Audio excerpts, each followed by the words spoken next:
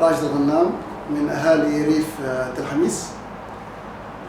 من القوات الأمنية اكتشاف مستودع للذخيرة محتوي على عدد كبير وهائل من المتفجرات والأسلحة الفردية كانت لدى مخبأة في قرية القيروان لدى بعض أعضاء خلايا نائمة لداعش.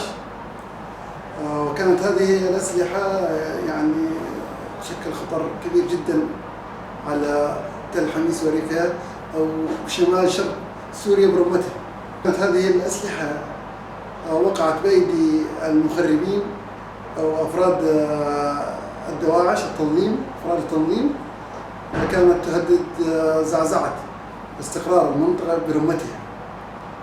والحمد لله بجهود القوات الأمنية استطاعت احتواء الموقف، وهذه المنطقة تتعرض مو أول مرة يعني صار تقريبا هاي المرة الرابعة والخامسة وهم مستمرين، كون منطقتنا مستهدفة من أكثر من جهة خارجية، ومنها الميت التركي، تنظيم داعش، الجيش الحر، وبعض القوى اللي لها مصلحة بزعزعة واستقرار شمال شرق سوريا وإفشال مشروع الأمة الديمقراطية.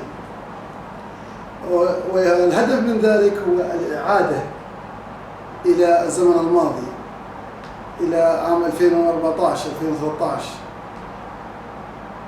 وهذا يعني يهدد أمننا وأماننا. ونطلب من جميع الأهالي وأفراد المجتمع في شمال شرق سوريا وفي تل حميس وريفها الجنوبي وخاصة الخط المحاذي للحدود العراقية أن يتكاتفوا وأن يشدوا مع القوى الأمنية والعسكرية الساهرة على الحفاظ على الأمن والأمان في هذه المنطقة، والحفاظ على مكتسبات الثورة ودماء الشهداء التي أريقت من أجل استقرار المنطقة وإعادة حريتها وأمنها وأمانها. بالنسبة لموضوع قرية القيروان، يعني احنا شفنا بجهود قواتنا قوات سوريا الديمقراطية والجهات المعنية بهذا الأمر، يعني ضبط كمية هائلة مستودع ذخيرة، هذا كلياته تابع لداعش ولا منظمات إرهابية. يعني بضبط هالمستودع هذا يعني كان لو مو مضبوط هذا المستودع يعني كان يشكل خطر كبير على كل ناحية تل حميس. يعني اليوم مثل ما نعرف ناحية تل حميس هي أكبر ناحية موجودة بأقليم الجزيرة هون بالنسبة للحسكة والقامشلي. فضبط هذا السلاح يعني خطة إيجابية وبجهود قوى سوريا الديمقراطية. يعني لا سامح الله لو مو مكتشفين هذا المستودع يعني كان يسبب أزمة كبيرة. وإحنا شفنا بالفترة الأخيرة حاجز تل حميس الشمالي يعني ضبطوا سيارة نوع كيا لقوا بيها خزان متفجرات. يعني هالشيء هذا العمل هذا عمل كويس، يعني انه عمل قوات سوريا الديمقراطية انه تقدر تضبط هالشيء هذا وتسيطر على الوضع. طبعا انا اناشد جميع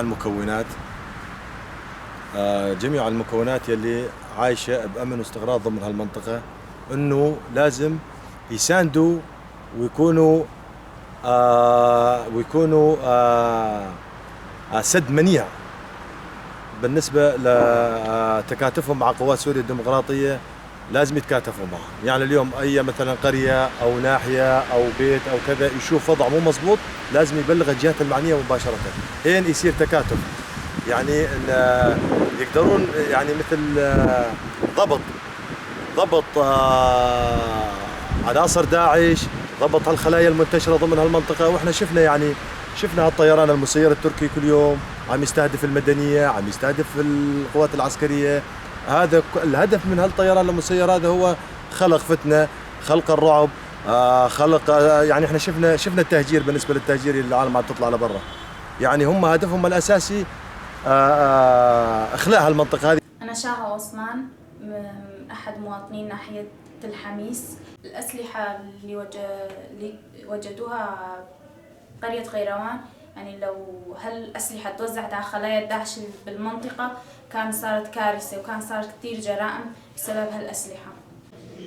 أنا كمواطنة أناشد جميع أهالي المنطقة بالتكاتف مع قواتنا العسكرية للقبض على خلايا داعش وحماية المنطقة.